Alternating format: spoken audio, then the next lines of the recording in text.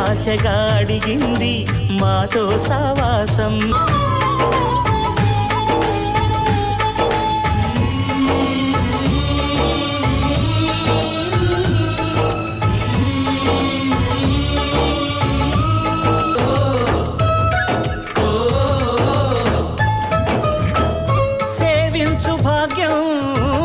కలిగించలేదా